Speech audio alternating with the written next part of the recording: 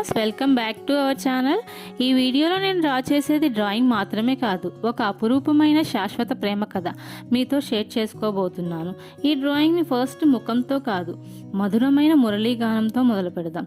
కృష్ణుడి చేతిలోని ఆ బంగారు పిల్లన గ్రోవుపై రాధాకృష్ణుల చేతులు ఎలా కలిసి ఉన్నాయో చూడండి. రాధమ్మ గౌరవర్ణం, కృష్ణయ్య నీలమేఘ శ్యామ వర్ణం ఇక్కడ ఒకటైపోయాయి. వారి మధ్య ఉన్న ఆ తామర పూలు పవిత్రతకు మరియు నిశ్చలమైన ప్రేమకు నిదర్శనం. ఆ పువ్వుల మధ్య ఉన్న పాదాలు ప్రేమ ఎప్పుడూ కఠినమైన దారిలో కాకుండా సౌందర్యం, సహనం, త్యాగం మధ్యనే విరబూస్తుందని గుర్తు చేస్తాయి. ఇక్కడ రాధమ్మ కళ్ళను గమనించండి. యమునా నదీ తీరాన సూర్యాస్తమయం ఎంత ప్రశాంతంగా ఉంటుందో ఆమె కళ్ళు కూడా అంతే స్వచ్ఛంగా ఉన్నాయి. ఆ కళ్ళలో కేవలం కృష్ణుడిపై ఉన్న అచంచలమైన, ఏ ఆశలు లేని ప్రేమ, ఏ స్వార్థం లేని ప్రేమ మరియు అపారమైన భక్తి కనిపిస్తుంది.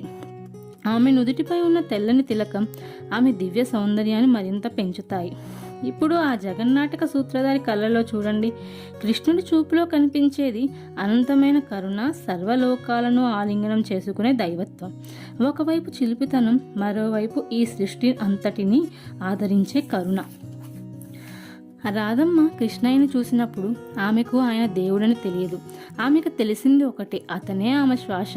కృష్ణుడు రాధమ్మని చూసినప్పుడు ఆమె భక్తురాలని అనలేదు, ఆమె తనలోని ప్రేమగా చూశాడు.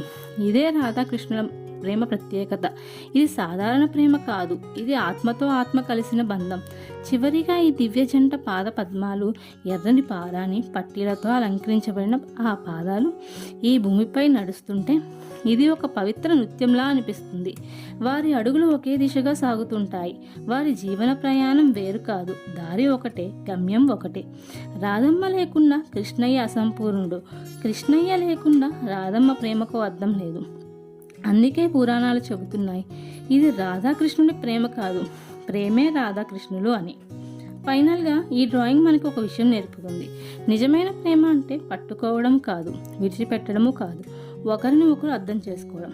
That's it guys. If you like the video, please like, share, subscribe to my channel. If you want more drawings like this, comment below. That's it guys, bye.